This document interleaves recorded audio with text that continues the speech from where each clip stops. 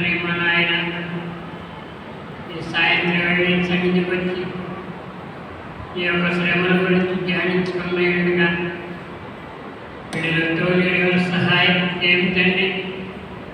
నువ్వు మా రక్తం నీ కొరకు మా రక్తాన్ని చిందించావు తండ్రి. ఆ నమ్మిక, నిరీక్షణ, విశ్వాసం మాలో స్థిరపరిచి మా హృదయాలకు ఆత్మశాంతిని చేకూర్చి నీ బిడ్డ అందించిన వాక్యాన్ని వినుట వినిచములను గ్రహించిన హృదయం అనుసరించి మార్చడం ప్రసాదించి సహాయం చేయండి. ఎవరికి ఎంతవరకు అవసరమైన అంతవరకు గ్రహించే శక్తిని ప్రసాదించు. ఇప్పుడు నీ బిడ్డ అందించిన వాక్యాన్ని మా హృదయంలో మనను చేసుకున్నాను మమ్మల్ని క్రమపరచము సహాయం చేయండి. ఈ యొక్క లక్ష్యం ఆ రక్షణ మాకు రక్షణ ఇస్తున్నదని గుర్తించి మేము ముందుకు సిద్ధపడుతుంటాను. ఈ కొద్దిగా పలుకుని కుమారుడైన క్రీస్తునామమున వేడుకుంటున్నాము నాయన. ఆమేన్. నేటి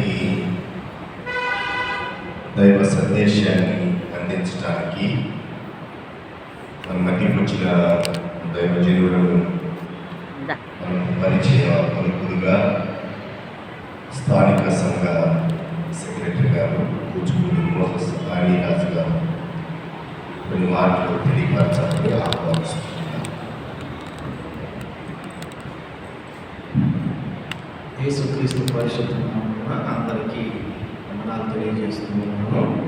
మరి మాకు ఈరోజు వాక్య సందేశం అందించడానికి కొండలో నుంచి మాకు దైవజనులు వచ్చి ఉన్నారు. రెవరెండ్ కత్తి విజయ్ కుమార్ గారు, వీరు విజయాల వాస్తవ్యులు.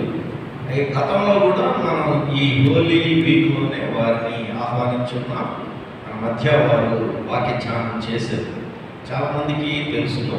ఆ తర్వాత మనం కుటుంబ ఆరాధనలో కూడా రెండు చోట్ల వారి పరిచర్య చేశారు. కాబట్టి ఆ విషయం కూడా చాలామందికి తెలుసు. అయితే మళ్ళా ఒకసారి మనం వారి గురించిన ఇంట్రొడక్షన్, చిన్న ఉపోద్ఘాతం మీకు తెలియజేయాలని ఆశపడుతూ ఉన్నాను. రెవరెండ్ కత్తి విజయ్ కుమార్ గారు బీటెక్ చేసి ఆ చదువుతో వారు తృప్తి చెందలేదు, పరిచర్య చేయాలనే ఒక ఆశ వారిలో ఉండటం వల్ల తర్వాత 4 years బీడీ చేశారు. తర్వాత MTH బిహెచ్ చేశారు. ప్రస్తుతం నాగార్జున సాగర్లోను మరియు సిరంపూర్ కాలేజీలో కూడా అసిస్టెంట్ ప్రొఫెసర్గా వారు బాధ్యతలు నిర్వహిస్తూ ఎంతోమంది సువార్థికులను తయారు చేయడంలో కూడా వారు శ్రమ కలిగి ఉన్నారు, భారం కలిగి ఉన్నారు. అలాగే కొండమూడులో జాషువా మెమోరియల్ బ్యాప్టిస్ట్ సెమినార్, అంటే జాషువా అంటే వారి నాన్నగారి పేరు, వారి పేరుతో విజయ్ కుమార్ గారు జాషువా మెమోరియల్ బ్యాప్టిస్ట్ సెమినార్ అని కొండమూడులో ఒక బైబిల్ కళాశాలను కూడా నడుపుతూ ఉన్నారు. CTH, DTH, BTH, BD, MDB వరకు కూడా వారు స్వార్థికులను తయారు చేస్తూ ఉన్నారు. మరి వారు బోధిస్తూ ఉంటారు. మనం కూడా వారి సేవలను, వారి పరిచర్యను ఎన్నోసార్లు వినియోగించుకున్నాం. ప్రస్తుతం వారు PhD చేస్తూ ఉన్నారు. అది ఈ ఇయర్ దాదాపు కంప్లీట్ అయ్యే అవకాశం ఉంది. కాబట్టి త్వరలోనే వారి పేరు ప్రకారం డాక్టర్ అని కూడా వచ్చే అవకాశం ఉంది. చాలా సంతోషకరం, ఎందుకంటే వారిని ఆహ్వానించగానే వచ్చి తప్పకుండా మళ్ళా 8:15కి వారికి ఇంకొక చోట ప్రసంగించవలసిన అవసరం ఉన్నది. కనుక వారిని ఈ సమయాన్ని వారికి కేటాయిస్తూ ఉన్నాం. వారిని సమయంలో దైవజనుడు కత్తి విజయ్ కుమార్ గారు, కత్తి విజయ్ కుమార్ దైవజనుడు వచ్చి దైవత్వాన్ని అందించాల్సిందిగా యేసుక్రీస్తు నామములో వారిని ఆహ్వానిస్తున్నారు.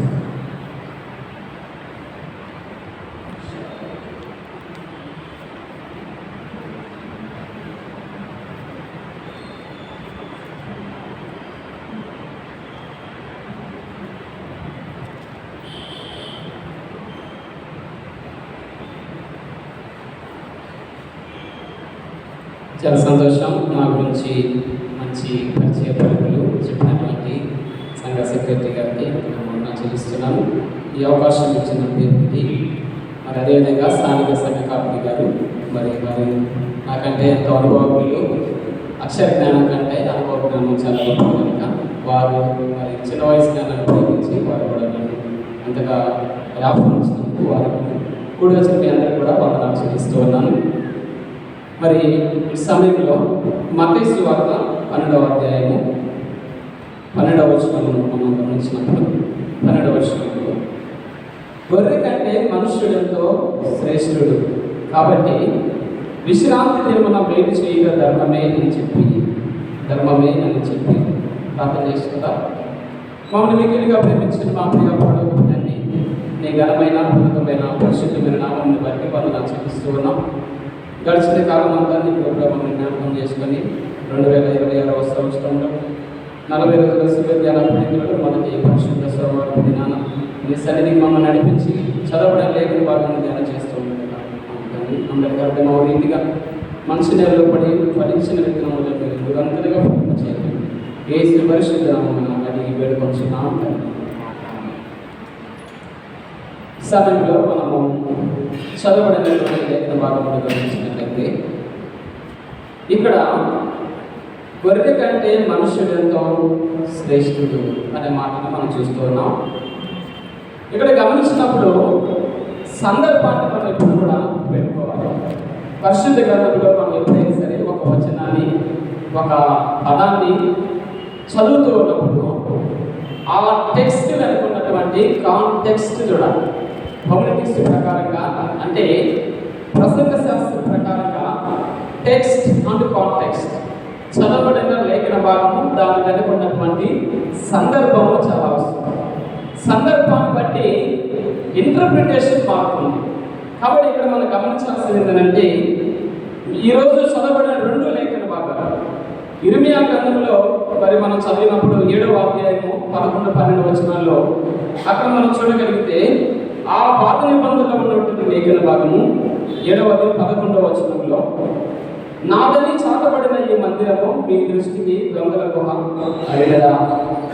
మందిరము విషయంలో జరుగుతున్నటువంటి కొంత ఇబ్బందికరమైన పరిస్థితిని ప్రవక్త ఇక్కడ తెలియజేస్తూ ఉన్నారు. ఇటు వచ్చేసి అదే మందిరంలో మరి మనుషుని కంటే ఎక్కువగా ఆచారాన్ని మరి పాటిస్తున్నటువంటి సందర్భాన్ని మనం చూస్తాం. ఈ 2 లేఖన భాగాన్ని మనం గమనించినప్పుడు పాత నిబంధన లేఖన భాగము మనకి ఏం తెలియజేస్తుందంటే వార్నింగ్ అబౌట్ టెంపుల్, మందిరమును గురించినటువంటి హెచ్చరిక, వార్నింగ్ అబౌట్ టెంపుల్. క్రొత్త నిబంధన లేఖన భాగము క్లెన్జింగ్ ది టెంపుల్, దేవాలయాన్ని శుద్ధి చేయడం అనే దాన్ని చూస్తాం. పాత నిబంధన ఇర్మియా లేఖన భాగమేమో వార్నింగ్ అబౌట్ ది టెంపుల్, ఇక్కడ క్లెన్జింగ్ ది టెంపుల్. ఈ 2 లేఖన భాగాలకు ఉన్నటువంటి కామన్ పాయింట్ ఏంటంటే దేవాలయమును శుద్ధి చేయడం. అంటే ఆచారానికి ఎక్కువ ప్రాధాన్యత ఇస్తూ ఆత్మీయతను వెనకబడుతున్నటువంటి సందర్భం. ధర్మానికి లేకపోతే ధర్మశాస్త్రానికి విలువనిస్తూ సాటి మనిషిని ప్రేమించలేని స్థితిని మనం ఇక్కడ చూస్తాం. అంటే ఆత్మీయత లేదు, ఆచారమే ఎక్కువగా ఉన్నటువంటి సందర్భం. అయితే ఈ 2 లేఖన భాగం నుంచి నేను ధ్యానం చేయాలనుకున్న అంశాలు 3 ఉన్నాయి. 3 మాటలుగా మనం నేర్చుకోగలుగుతాం. ఈ 3 మాటలు ఏదని మనం ఆలోచన చేస్తే 3 మాటలు. మొదటిగా టెంపుల్, దేవాలయము. రెండవదిగా ట్రెడిషన్, ఆచారము. మూడవదిగా తోరా, ధర్మశాస్త్రం. 3 Tలు, 3 T's. మొదటిది టెంపుల్, దేవాలయము. రెండవది ట్రెడిషన్, ఆచారము లేదా సాంప్రదాయము. మూడవది తోరా, ధర్మశాస్త్రాన్ని మనం చూస్తాం. అయితే ఈ ఇర్మియా లేఖన భాగంలో మీ దృష్టికి దొంగల గుహ అయినదా, దేవుని మందిరాన్ని దొంగల గుహ చేసినటువంటి సందర్భం. వాస్తవానికి యెరూషలేము మందిరము లేదా పాత నిబంధన ఇంకా వెళితే ప్రత్యక్షపు గుడారం గురించి మనం ఆలోచన చేసినప్పుడు అతి పరిశుద్ధ స్థలం, పరిశుద్ధ స్థలము, ఆవరణం. ఈ 3 భాగాలు ఉంటాయి. అయితే దాని బయట, ఆవరణము బయట అన్యులు వచ్చి దేవుణ్ణి ఆరాధించేటువంటి సందర్భం. అన్యులు దేవుణ్ణి ఆరాధించేటువంటి ఆ స్థలంలో వ్యాపారం జరుగుతున్నట్టుగా మనం చూస్తాం. అన్నిటికీ సాక్షిగా ఉండాల్సినటువంటి ఆ మందిరము, అన్ని జనులకి ఆకర్షించాల్సినటువంటి ఆ మందిరము వ్యాపారపు స్థలంగా మారింది. ఈరోజు మనం గమనించాల్సింది మొదటిగా టెంపుల్ అనే మాటను మనం గమనించినప్పుడు యోహాను సువార్తలో కూడా ఇదే మాట మనం గమనించగలుగుతాం.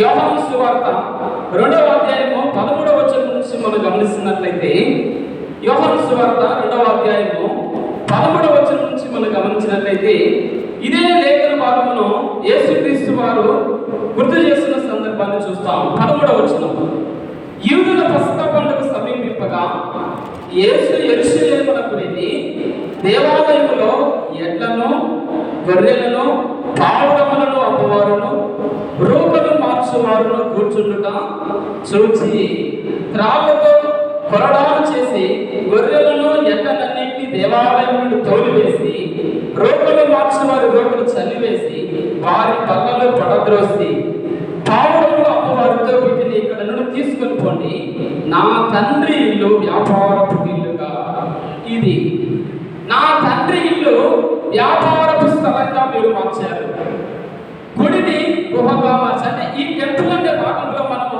2 విషయాలు చూస్తాం. దేవాలయమును 2 రకాలుగా వాడుకుంటున్నారు. టెంపుల్ అనే దాన్ని 2 విధాలుగా వాడుకుంటారు. ఒకటి దొంగలు గృహగా వాడుకుంటున్నారు, రెండవదిగా వ్యాపారపు స్థలంగా వాడుకుంటున్నారు. పాత నిబంధన కాలంలో ఎవరైనా ఒక వ్యక్తి ఏదైనా ఒక తప్పు చేసి పారిపోతూ అతను తన ప్రాణాన్ని కాపాడుకోవడానికి ఆశ్రయపురంలోకి వెళ్ళి తలదాచుకుంటాడు.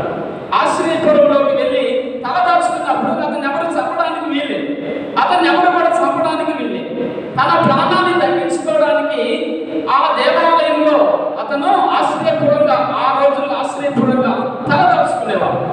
తప్పు చేసి తలదాచుకునే స్థలంగా మారిపోతున్న సందర్భము. ప్రియమైన దేవుని బిడ్డలారా, ఇప్పుడు ఈ యేసుక్రీస్తు వారి సందర్భంలో వ్యాపారపు స్థలంగా మారిపోయింది. ఈరోజు మనం చాలా చోట్ల చూస్తాం, పెద్ద పెద్ద దేవాలయాలు అనబడుతున్న వాటి బయట ఏం జరుగుతుందో అనేక రకమైనటువంటి వస్తువులని అమ్ముతూ, అనేక రకమైనటువంటి వస్తువులు అమ్ముతూ ఫలానిది అని నేను చెప్పలేదు, అది తప్ప ఒప్పు అనేది చెప్పేంత స్థాయి నాకు లేదు. కానీ పెద్ద పెద్ద మందిరాలను పడుతున్న వాటి బయట కనుక మనం గమనిస్తే వ్యాపారమే జరుగుతుంది. అన్యులకు వచ్చి దేవుణ్ణి ఆరాధించాల్సిన స్థలంలో అన్యులని దేవుని కొరకు సంపాదించాల్సినటువంటి ఇశ్రాయేలీయులు అక్కడ వ్యాపారాన్ని మొదలు పెట్టాడు. కొంతమంది దాన్ని గొప్పగా మార్చుకున్నారు. ఈ గృహ అనే దాన్ని మనం ఆలోచన చేసినప్పుడు సంఖ్యాకాండంలో మీరు చూడండి, సంఖ్యాకాండంలో 35వ అధ్యాయంలో మొదటి నుంచి మనం గమనించినప్పుడు కొంతమంది ఆశ్రయపురంలో దాచుకున్న సందర్భాన్ని మనం చూస్తాం. 35వ అధ్యాయంలో 11వ వచనం మీరు గమనించినట్లయితే, ఆశ్రయపురములుగా ఉండుటకు మీ పురములను ఏర్పరచుకోవాలను, పొరపాటున ఒకరిని చంపినవాడు వాటిలోనికి పోవచ్చును, పొరపాటున చంపినవాడు వాటిలోనికి పోవచ్చును. చంపినటువంటి నరహంతకుడు, నరహత్య చేసినటువంటి వాడు తలదాచుకునే స్థలంగా దేవాలయాన్ని వాడుకుంటున్నాడు. ఇదే దేవాలయం, ఇక్కడ షిలోహు దేవాలయం గురించి ఇర్మియా ప్రవక్త చెబుతున్నాడు. షిలోహు దేవాలయం ఎలా మారిపోయిందంటే మొదటి సమూయేలు గ్రంథంలో మీరు గమనించినట్లయితే, మొదటి సమూయేలు గ్రంథంలో 24వ వచనంలో అన్న తన కుమారుడైనటువంటి సమూయేలుని దేవాలయానికి తీసుకువెళ్తున్న సందర్భం మనం అక్కడ చూడగలుగుతాం. మొదటి సమూయేలు గ్రంథంలో 1వ అధ్యాయం 24వ వచనంలో, పావులు అనిపించిన తర్వాత అతడు ఇంకనూ చిన్నవాడై ఉండగా ఆమె ఆ పావుని ఎత్తుకొని 3 కోడెల తొమ్మిది పిండిని ద్రాక్షరసపు స్థితిని తీసుకుని షిలోహులోని మందిరానికి తీసుకొని వచ్చింది. అదే షిలోహు మందిరంలో ఏం జరుగుతుంది? ఏలీ కుమారులు ఏం చేస్తున్నారు? షిలోహు దేవాలయాన్ని అడ్డం పెట్టుకొని, మందిరాన్ని అడ్డం పెట్టుకొని వారు చేస్తున్న పని ఏంటంటే ఇక్కడ 2వ అధ్యాయం 22వ వచనంలో ఏలీ బహువృద్ధుడాయెను, ఇశ్రాయేలీయులకు తన కుమారులు చేసిన కార్యములన్నీ వారు ప్రత్యక్ష గుడారము యొక్క ద్వారము దగ్గరకు సేవ చేయుటకు వచ్చిన స్త్రీలతో ఇటువంటి పని చేస్తారు. పరిశుద్ధమైనటువంటి దేవాలయాన్ని అపరిశుద్ధమైన కార్యాల కొరకు వాడుకుంటున్న ఏలీ కుమారులను మనం ఇక్కడ గమనించవచ్చు. ఒక పక్కన హన్నా తన కుమారుడైన సమూయేలుని పాలు మాపించి పరిశుద్ధమైన పరిశీలన సిద్ధపాటు చేసుకొని తీసుకొని వచ్చింది. అదే మందిరంలో కదా ఏలీ కుమారులు ఏం చేస్తున్నారు? అపరిశుద్ధమైనటువంటి అపవిత్రమైన కార్యాలను చేస్తారు. ఒకరేమో పరిశుద్ధ పరిశీలన చేయడానికి అదే మందిరానికి సిద్ధపడి వస్తూ ఉన్నారు. అదే మందిరము వెనుక జరుగుతున్న చెడు కార్యాన్ని మనం గమనించగలం.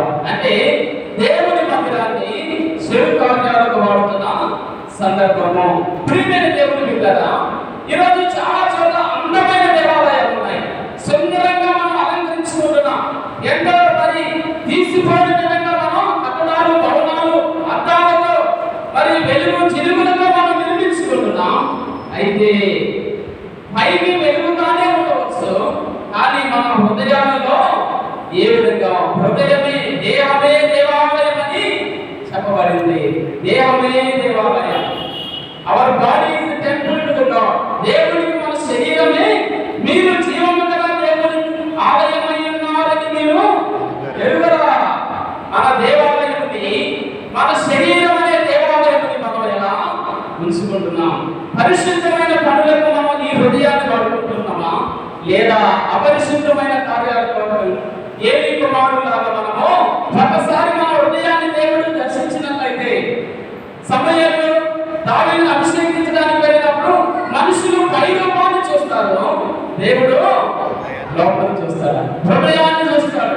మన హృదయాన్ని చూసినప్పుడు ఎలా ఉంది? హృదయం అనే దేవాలయము ఏ విధంగా పడుతున్నాము? హన్నా వలె పరిశుద్ధమైన పరిశీలన చేసే స్థలంగానా, లేకపోతే కన్నీరు విడిచి ప్రార్థించి కావాల్సిన పొందుకునే స్థలంగానా, లేకపోతే ఏలీ కుమారులు తమ కోరికలను తీర్చుకోవడానికి, తమకు ఇష్టమైన పనులు చేయడానికి వారు యాజకుడి పిల్లలే? చాలా బహువృద్ధుడే రాశారు అక్కడ. ఏలీ బహువృద్ధుడాయెను. యువర్ సో ఎక్స్పీరియన్స్, చాలా అనుభవం కలిగినటువంటి యాజకుడు. కానీ తన పిల్లల విషయంలో మందిరాన్ని ఏ విధంగా చేశాడు? ప్రియమైన దేవుని బిడ్డ, యేసుక్రీస్తు వారు కూడా ఇదే అంటున్నాడు. ఒకప్పుడు షిలోహు మందిరంలో ఏలీ కుమారులు ఏం చేశారో ఇప్పుడు యెరూషలేము దేవాలయంలో కూడా అదే జరుగుతూ ఉంది. కొంతమంది ఏదో ఒక తప్పు చేసి దాన్ని దేవాలయంలోకి వచ్చి దాపుతూ ఉన్నారు. తప్పుని కప్పిపుచ్చుకోవడానికి దాపుతూ ఉన్నారు.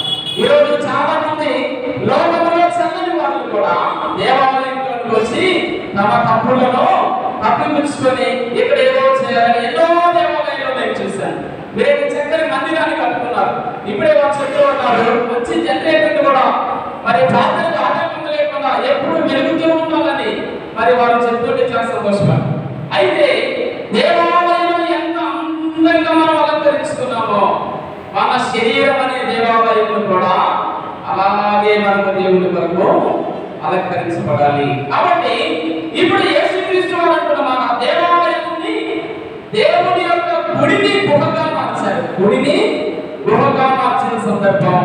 ఇప్పుడు అదే మాటని మనం ఎట్లా ఉంటున్నామో ఒకసారి పరిశీలన చేసుకోవాలి.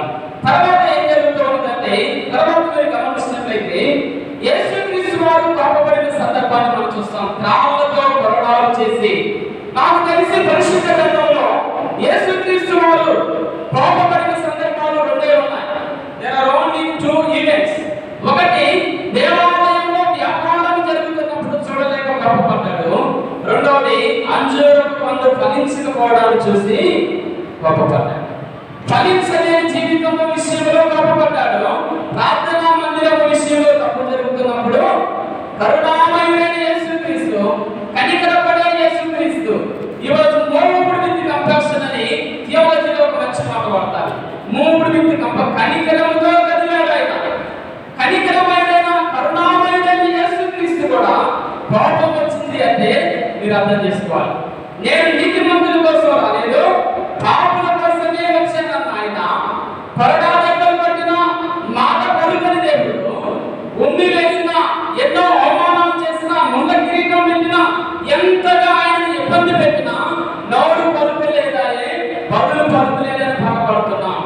ఎంత ఇబ్బంది పెట్టినా, ఎంత హింసించినా నోరు కనపని దేవుడు ఇప్పుడు దేవాలయం విషయంలో, ఫలించని జీవితాల విషయంలో మాత్రం పాపపడు.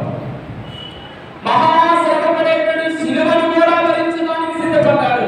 నోరు కనపలేదు ఆయన. లోక పాపములను మోసుకొని దేవుని గొర్రెపిల్ల కూడా కోపపడిన సందర్భము అంటే అటువంటి ఎంత ఇబ్బందికరమైన పరిస్థితితో మీరు ఆలోచించాలి. కాబట్టి మనము దేవాలయంలో అర్థం పెట్టుకొని మన స్వకార్యాలను కనుక మనం జరిగించినట్లయితే, లేకపోతే దేవాలయంలో ఉంటూ కూడా ఫలించలేని జీవితాలు అంజూరపు చెట్టులాగా ఉన్నట్లయితే దేవుడు కోపపడతాడు. దేవుడి కృతజ్ఞతలు తప్పించుకోవడం ఎవరి తరం కాదు. కాబట్టి మొదటిగా దేవాలయం టెంపుల్, దేవాలయంలో గుడిని గృహగా మార్చిన సందర్భం, గుడిలో వ్యాపారం జరుగుతున్న సందర్భం. ఈ వ్యాపారం ఎలా జరుగుతుంది? యోహాను సువార్త 2:14 రాశారు. దేవాలయంలో ఏమేమి అమ్ముతున్నారో చూడండి. ఎడ్లను, గొర్రెలను, పావురములను. ఎందుకు అమ్ముతున్నారు ఇవి? ఎందుకు? ఎద్దులు, గొర్రెలు, పావురములు ఎందుకంటే బలి అర్పించడానికి, వాటిని ఫర్ సాక్రిఫైసెస్, బలి అర్పించిన అర్పణగా ఇవ్వడానికి వాటిని తీసుకొని రావాలి దేవాలయానికి. అయితే అక్కడ ఒక సంతలాగా చేసేసరికి తప్పు చేసిన ప్రతి ఒక్కరు కొనుక్కొని వెళ్తున్నాడు. లోపలికి వెళ్ళి యాజకుడి నుంచి ఇచ్చేసి తన తప్పును శుద్ధి చేసుకున్నట్టుగా ఫీల్ అవుతున్నాడు. అంటే దాని అర్థం తప్పు చేయకుండా జీవించడానికి అతను అలవాటు పడట్లేదు. కానీ తప్పు చేసి అక్కడ ఏదో ఒక జంతువు ఉంది కదా, దాన్ని బలిగా అర్పిద్దాం. Readymade things. జీవితాన్ని పరిశుద్ధంగా ఉంచుకోవడానికి కాదు, తప్పు చేయకుండా ఉండటానికి కాదు. తప్పు చేస్తే దేవుడు శిక్షిస్తాడని భయం పోయింది. ఎత్తుంది కదా, గొర్రెంది కదా, ఆవుడు ఉంది కదా, బలిస్తే దేవుడు శాంతిస్తాడులే, ఇంకా ఎన్నైనా చేయొచ్చు. అక్కడ ఎద్దులు, గొర్రెలు, పావురము వ్యాపారమే జరుగుతుందంటే మనుషులలో దేవుడి భయమో పోయింది. ప్రియమైన దేవుడి బిడ్డలారా, ఆర్సిఎం మతాన్ని సంస్కరించినటువంటి మార్టిన్ లూథర్ గారు 1717వ సంవత్సరంలో జర్మనీ విట్టెన్బర్గ్ చర్చి బయట రాసినటువంటి అతికించినటువంటి విషయాలలో ఇంటెలిజెన్సెస్ అనే మాట వాడారు. పాప పరిహార పత్రాలు అంటారు. తప్పు చేసిన వాడు పత్రాలు కొనుక్కోవడం, దాని మీద తన పేరు, తను చేసిన తప్పులు రాసి సంతకం పెట్టి దానికి ఆధార్ కార్డు, రేషన్ కార్డు, ఫోటోలు యాడ్ చేసి యాజకుడికి ఇస్తే ఆయన ప్రార్థన చేస్తాడు. దానికి కొంత ఫీజు తీసుకుంటాడు. అయిపోయింది నీ పాపం. ఇప్పుడు ఏం జరుగుతుంది? తప్పు చేసిన ముందు భయం పోయింది.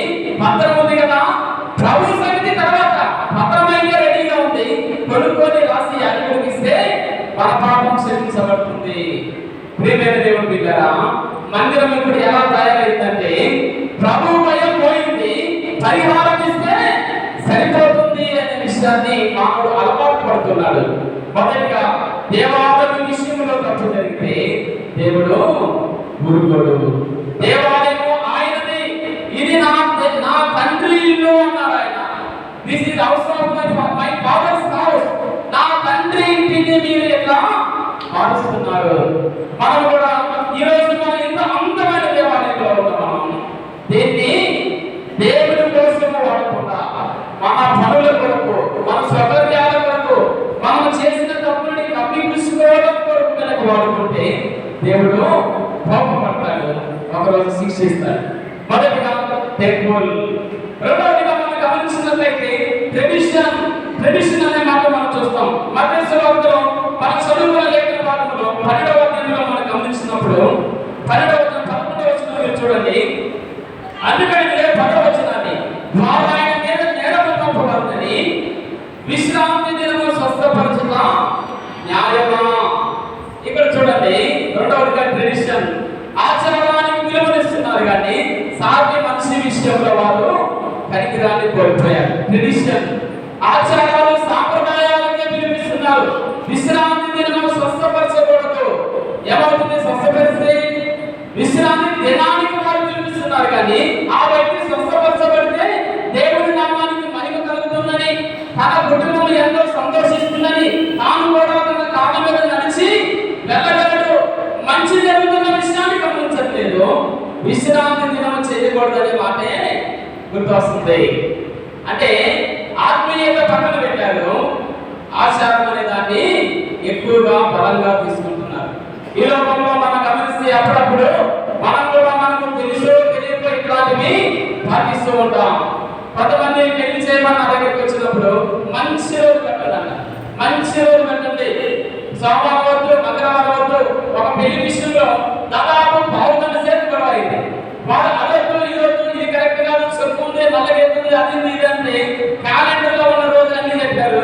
నాకు తెలియదండి, ఉండేది 30 రోజులే. సోమవారం మంగళవారం మంచిది కాదు, గురువారం వస్తే దానికి నల్ల చెప్తున్నాను, అమావాస్య అంటే పంపించకూడదు, చేయకూడదు, మళ్ళా తిరిగి ఏదేదో చెప్తే నా వల్ల కాదని చెప్పేసి వారు నిజంగానే ఆ పెళ్లి కొంత వెనకబడింది. అంటే దేవుడు చేసిన ప్రతిదీ మంచిదైనప్పుడు ఆత్మీయత పక్కకపోయింది. ఆదికాండం 1వ అధ్యాయంలో మీరు గమనిస్తే ఇది మంచిదని దేవుడు చూచాను, మంచిదని దేవుడు చూచాను. 6 దినాలు మంచిదని చూశాడు, 7వ దినం విశ్రాంతి మంచిదని చూశాడు. అని దేవుడు చేసిన ప్రతిదీ మంచిదే. కానీ మనిషి మధ్యలో అడ్డుపెట్టి అది దాన్ని గీత తీసుకొని మంచి పని చేయడానికి కూడా వెనకాడుతున్నాడు. అప్పుడప్పుడు మా అమ్మగారు కూడా అంటుంది, తుమ్మెలో కొద్దిగా 5 నిమిషాలు ఆగి కదన్నాడు, ఇది కాదయ్యా బిల్లు తెలుస్తుందయ్యా, నువ్వు వెళ్ళకూడదయా అని అప్పుడప్పుడు మా వాళ్ళు అంటారు. మా వైఫ్ కూడా అప్పుడప్పుడు అనుకుంటే నేనైనా నీ బిల్లు చేసే పరిస్థితి ఏంటనేవా, బిల్లు చేస్తే నేనే వచ్చాను కదా, మరి నాలో కూడా ఏదో బిల్లు తెలిసినప్పుడు బయటికి వెళ్తే నీకేదో జరిగింది అని అనుకుంటే మరి బిల్లుకి ఏదైనా అయితే అది నాకెక్కడ వచ్చింది కదా.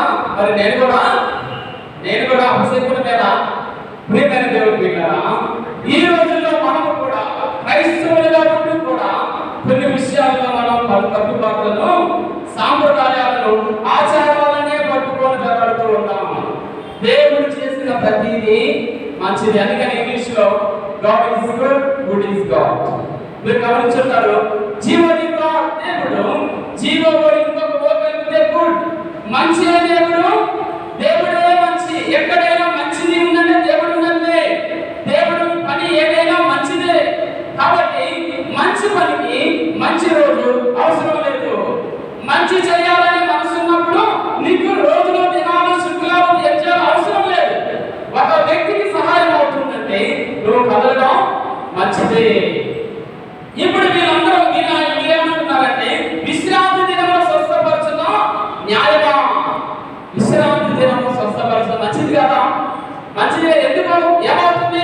ఒక్కరోజు తెల్లారి స్వస్థపరిస్తే ఏమైనా ఇబ్బంది అవుతుందా? తెల్లారి చేయొచ్చు కదా ఈ పని, ఈ రోజు అవ్వచ్చు కదా అనుకుంటున్నారు. యేసుక్రీస్తు వారు ఆయన మతాన్ని సంస్కరిస్తూ ఉన్నారు. ఇక్కడ ఆచారాన్ని, పద్ధతులని, సాంప్రదాయాన్ని ఆయన సంస్కరిస్తున్నాడు, సాంప్రదాయాన్ని సంస్కరిస్తున్నాడు.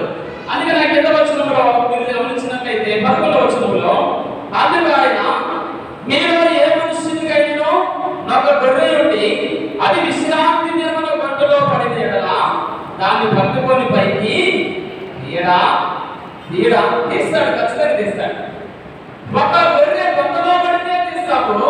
ఒక వ్యక్తి జీవితాంతం నడవలేకపోతుంటే బాగుపడి అతడు చేస్తాడంటే మాత్రం నీకు ఇష్టం లేదా? గొర్రె కంటే మనిషి విలువ లేని వాడా? ఒక గొర్రె గొంతులో పడితే తీసిన నీవు జీవితాంతం నడవలేక పడి ఉన్న వ్యక్తి చేస్తుంటే ఎందుకు నీకు అంత ఇబ్బంది? అంటే మతాన్ని వారు గౌరవిస్తున్నారు కానీ మతాన్ని గౌరవిస్తున్నారు, మనిషిని మర్చిపోతున్నారు ఇప్పుడు. అందుకని ఒక చోట చూస్తాం, ఈనాటి మనుషులు, ఈనాటి సమాజంలో క్రమంగా మనుషులను వాడుకుంటుంది, వస్తువుల్ని ప్రేమిస్తుంది. వాస్తవానికి ఏం చేయాలి? వస్తువుల్ని వాడుకోవాలి, మనుషులను ప్రేమించాలి. కానీ ఇప్పుడు తిరగబడి ఉంటే మనుషుల్ని అవసరానికి వాడుకుంటున్నారు, వస్తువుల మీద మాత్రం ప్రాణం తీస్తూ ఉంటుంది. ప్రియమైన దేవుడి పిల్లరా, గొర్రె కంటే మనుషుడు ఎంతో శ్రేష్ఠుడు. గొర్రె కంటే మనుషుడు ఎంతో శ్రేష్ఠుడు. గొర్రెకు పనికి ఉపయోగపడుతుంది, కానీ ఈ మనిషి ఎవరి వల్ల వారికి ఉపయోగం ఏమీ లేదు. మతానికి వచ్చినటువంటి ఒరిగేదేమీ లేదు. వారు మానవత్వాన్ని పక్కన పెట్టారు,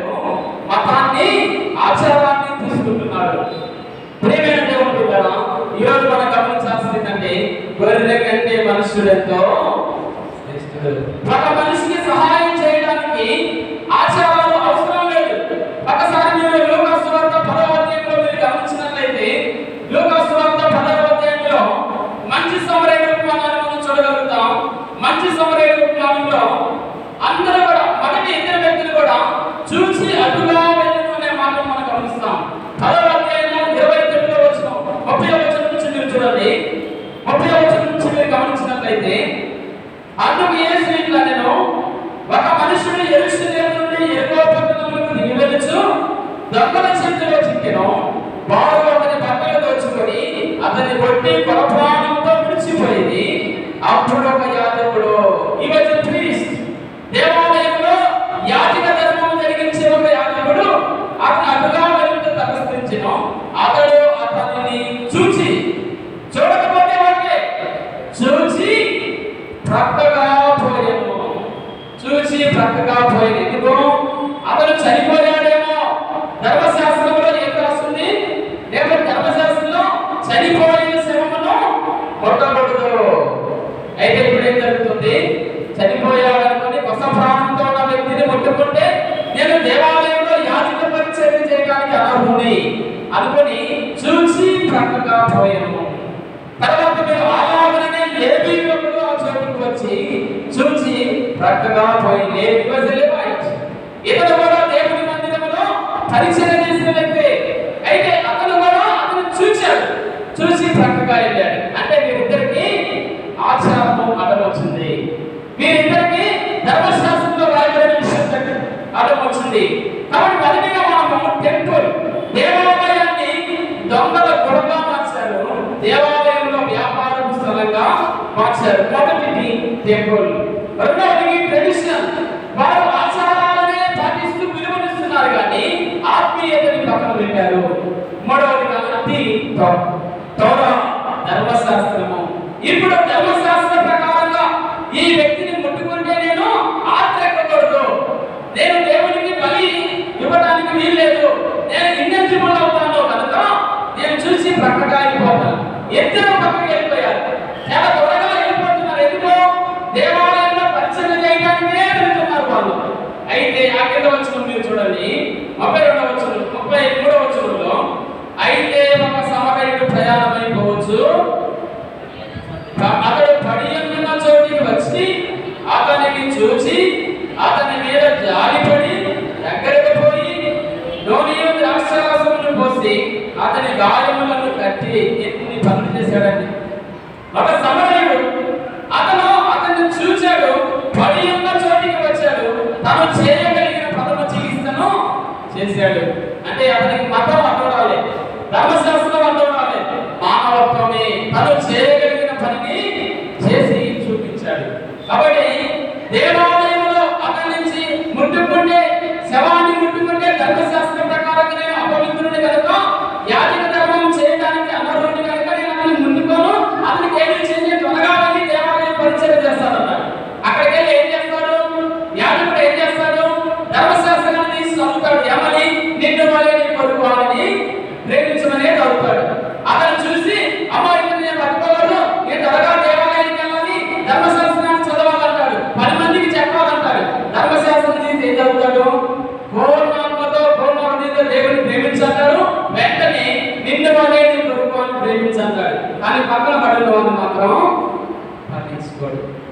ఏదైనా వదిలిపెట్టి త్వరగా పోయేది ధర్మశాస్త్రంలో నిన్ను వలె నీ పొరుగు వారిని ప్రేమించమని చెప్పి ఇతరులకి ఆ మాటని ధ్యానం చేసి మీరు కూడా పాటించండి అని చెప్పేవాడు. కానీ ఆ వ్యక్తి పడి ఉంటే మాత్రం పట్టించుకోకుండా వెళ్ళిపోతున్నాడు. అంటే ధర్మశాస్త్రాన్ని అతను ఫాలో అవుతున్నాడు, కానీ దాని ఆచరణ పెట్టడంలో మాత్రం విఫలమవుతున్నాడు. ప్రియమైన దేవుడు బిడ్డలారా, యేసుక్రీస్తు వారు చేసింది ఇదే. యేసుక్రీస్తు ఆ వ్యక్తిని బాగు చేసి అతను బాగు చేశాడు. మనిషికి విశ్రాంతి దినము మనిషి కోసమే, కానీ విశ్రాంతి దినం కోసం మనిషి కాదు. కాబట్టి ఇక్కడ మనం గమనించాల్సిందంటే దేవాలయంలో వ్యాపారంలో ఈ రోజుల్లో మనం చూస్తున్నట్టుగా వ్యాపారం కనుక ఏదైనా జరుగుతుంది, అది బయటికి కనబడకపోవచ్చు. కొన్ని కనబడకుండా జరిగే వ్యాపారాలు ఉంటాయి, కొన్ని కాంప్రమైజెస్ ఉంటాయి. దేవాలయం పరిచయంలో అవి జరగడానికి వీలేదు. రెండవదిగా ట్రెడిషన్, క్రైస్తవ జీవితం జీవిస్తూ పరిశుద్ధ గ్రంథాన్ని పట్టుకుంటూ ఈ విధంగా 40 దినాలు ఆచరిస్తూ ప్రతి ఆదివారం దేవాలయానికి వస్తూ ఎంతో భక్తుల్ని, క్రైస్తవుని, దేవుని విశ్వాసాన్ని చెప్పుకుంటూ లోపల మాత్రం సమయం వచ్చినప్పుడు ఆచారాన్ని, సాంప్రదాయానికి విలువనిచ్చే వారిని మనం చూస్తాం. ఎవరైనా ఒక ఇంటి వ్యక్తి చనిపోతే 15 రోజులు దేవాలయానికి ఆ కుటుంబస్తులందరూ రావాలి. ఏమైనా 15 రోజుల తర్వాత అయితే రావచ్చు. అప్పుడేమైంది? అప్పుడేస్తే దేవాలయమే మందిరం అవుతుందా? దేవుడు అంటున్నాడు, ఈ లోకపరమైన ఆచారాలను తీసి పక్కన పెట్టాలి. పైన ఒక మాట ఉన్నాడు, ఇదే మత్తయి సువార్త 12వ అధ్యాయం 7వ వచనంలో కనికరమునే కోరుచున్నాను కానీ కనికరాన్నే కోరుచున్నాను, బలులు నాకు అవసరం లేదు. దేవాలయం బయట జరుగుతున్న వ్యాపారంలో అమ్మే ఎద్దులు, గొర్రెలు, పావురములు వాటి పని నాకు అవసరం లేదు. తప్పు చేసి వాటిని కొని అర్పించే కంటే చేయకుండా జీవించే జీవితాన్ని నేర్చుకోవాలి. తదుపరి పొరుగువాడిని ప్రేమించి పొరుగువాడి మీద కనికరపడి అతనికి ఏదైనా చేయాలి అనేటువంటి మనసును కలిగి ఉండాలి. కాబట్టి ఇప్పుడు కనికరమునే కోరుచున్నాడు. ఒక కుష్టివ్యాధికి అసలు మార్కు సువార్త 1వ అధ్యాయంలో అయ్యా నీకు ఇష్టమైతే నన్ను శుద్ధినిగా చేయమని కానీ అతన్ని చూసి అతని మీద కనికరపడి అవును నాకు ఇష్టమే, కనికరమనే కోరుచున్నాడు. బలి ఇవ్వాలి అని ఒకవేళ దేవుడు అడిగితే మానవుడు ఏమి ఇవ్వగలడు? వేలాది నదులంతా విస్తారత లభించిన చాలునా? గర్భఫలమైన జ్యేష్ఠ పుత్రుడిని ఇస్తే సరిపోతుందా? 100,000 ఏడాది కోడలు ఇస్తే, భవనాలు జతలు ఇస్తే నువ్వు సంతోషపడతావా? దేవుడు ఇవేమి అడగట్లేదు. ఒకవేళ అడిగితే నువ్వు ఏమి ఇవ్వగలవు దేవుడికి? దేవుడు అంటున్నాడు, ఇవి నాకు అవసరం లేదు. బయట నువ్వు ఇవి కొని వ్యాపారం జరిగే స్థలంలో కొని లోపలికి తీసుకువచ్చి వాటిని అర్పించడం నాకు అవసరం లేదు. 51వ కీర్తన చూడండి, దావీదు భక్తుడు రాస్తున్న కీర్తన 51వ కీర్తనలో ఆయన అంటున్న మాట ఒకసారి మీరు చూడండి. 16వ వచనంలో 51వ కీర్తన 16వ వచనంలో నీవు బలిని కోరుకోవడం కావు, కోరని ఎడల నేను అర్పించుదును, దహన బలి నీకు ఇష్టమైనది కాదు. విరిగిన మనస్సే దేవునికి ఇష్టమైన బ్రోకెన్ హార్ట్. ఒక జంతువుని బ్రోక్ చేసి దాన్ని చంపేదానికంటే కూడా నీ హృదయమును పిలుచుకుంటే అదే నాకు కావాలి. అయ్యో నేను తప్పు చేశాను అయితే ఏమైంది? పావును తప్పు కొట్ట, నేనేదో తప్పు చేశాను, ఒక ఎద్దు గొర్రెను ఇచ్చేస్తా, దేవుడు సంతోషపడతాడు కదా అని ఆ దేవ హృదయంలో ఉంటే కంటే అయ్యో నేను తప్పు చేశాను అని దేవాలయానికి వెళ్ళి ప్రార్థించిన పరిసయ్యుడు సుంకరు ఇద్దరు వలె అతనేమో గర్వంతో నేను ఈ చోరుని కాదు, అన్యాయస్తుని కాదు, ఇట్లాంటి వాడిని అట్లాంటి వాడిని కాదు అని చెప్తూ ఉన్నాడు. వారానికి 2 సార్లు ఉపవాసం ఉంటున్నాను, దశభాగం ఇస్తున్నాను, ఎంతకంటే నేను నీతిమంతుడని చెప్పడానికి ఇంకే కావాలి అని అంటున్నాడు. కానీ సుంకరి మాత్రం ఆకాశం వైపు కన్నులెత్తి ధైర్యం చాలక పెట్టుకుంటూ దేవా ఆపినైన నన్ను ఆ పరిసయ్యుడు అవసరమైతే బలి ఇవ్వగలడు, బలి తెచ్చి ఇచ్చి దేవుని సంతోషపడతాని అనుకుంటున్నాడు. కానీ ఈ వ్యక్తి మాత్రం హృదయాన్ని ఒక తెలుగు కవి అన్నాడు. పరిసయ్యుడేమో రమ్ము కొట్టుకుంటున్నాడట, నేను మంచోని అని రమ్ము కొడుతున్నాడు, నేను దశభాగం ఇస్తున్నానని రొక్కబడుతున్నాడు, నేను ఏ తప్పు చేయకుండా జీవిస్తున్నాను, ఉపవాసాలు ఉంటున్నాను, భక్తులని రమ్ము కొట్టుకుంటున్నాడు. సుంకరి మాత్రం రొమ్ము కొట్టుకుంటున్నాడు. ఎంత తేడా ఉందండి? ఒక ఆయనేమో రొమ్ము కొట్టుకుంటుంటే ఒక ఆయన రొమ్ము కొట్టుకుంటూ అయ్యా దేవా పాపిని నన్ను కరుణించు. ఈ యొక్క శిలువ కూడికలలో త్వరలో మనం ముగించుకోబోతున్నాం. అయితే మనం ఈ లేఖన భాగంలో దేవాలయము అవసరమే, ఎంతో విలువైనదే. కానీ దేవాలయంలో మన జీవితం, శరీరం అనే మన దేవాలయం జీవితం ఎలా ఉంది? తర్వాత టెంపుల్ తర్వాత ట్రెడిషన్ లో ఆచారాలు మంచివే, ఒకప్పుడు మనం మంచి కోసం పెట్టినవే. అయితే వాటి ముసుగులోనే ఉంటూ కొన్ని ఆత్మీయ సత్యాలు మనం విడిచిపెడుతున్నాం. ఆచారం కంటే ఆత్మీయత ఎంతో అవసరం. తర్వాత ధర్మశాస్త్రాన్ని పాటించడం మంచిదే, దేవుడి వాక్యాన్ని పాటించడం మంచిదే. అయితే దాంట్లో రాయబడిన దాన్ని పాటిస్తే ఇంకా మంచిది. ఇందువల్లనే పొరుగువాడు ప్రేమించమన్నారు. అయితే పొరుగువాడు పడితే పరిశ్రమ నిలిపోయి అదే ధర్మశాస్త్రం ఓపెన్ చేసి అడిగితే ఉపయోగం లేదు. కాబట్టి ప్రియమైన దేవుడు మిగతా దేవుడు అంటూ ఉన్నాడు ఈ రెండింటి విషయాల్లో. ఇర్మియా గ్రంథంలో వార్నింగ్ అబౌట్ టెంపుల్, దేవాలయంలో జరుగుతున్న విషయాల గురించి ఆయన హెచ్చరిస్తున్నాడు. రెండవదిగా మత్తయి సువార్తలో క్లెన్జింగ్ ది టెంపుల్, దేవాలయాన్ని శుద్ధి చేస్తూ హృదయం అనే దేవాలయాన్ని కూడా మనము శుద్ధి చేసుకొని మనము దీనినే దేవుడు ఉండేటువంటి స్థలంగా మనం మార్చుకోవాలని తెలియజేస్తున్నాడు. కాబట్టి ఈ యొక్క పరిశుద్ధ సోమవారం దినాన మనము ఆచారాల కంటే ఆత్మీయత ముఖ్యం, మనకి ధర్మశాస్త్రం కంటే దేవుని ఆజ్ఞలు ఎంతో ముఖ్యం, మనకు పద్ధతుల కంటే ప్రేమించడం చాలా ముఖ్యం.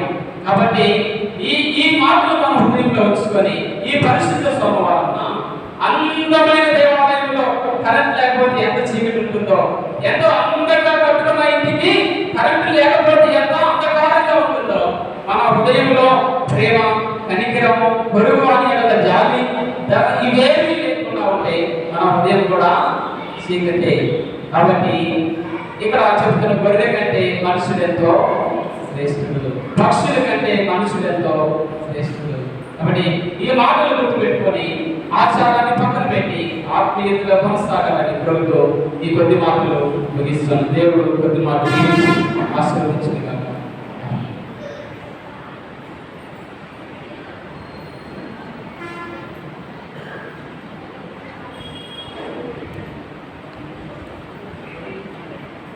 మంచిది, చాలా చక్కటి సందేశాన్ని అదే ప్రమాణంలో మాట్లాడే కదా, పదే పదే ఆచారం కాదు కానీ ఆత్మీయత ముఖ్యం. దాంట్లో మీడియా తెచ్చుకుంటే ఒక సందర్భం చెప్పాడు కదా,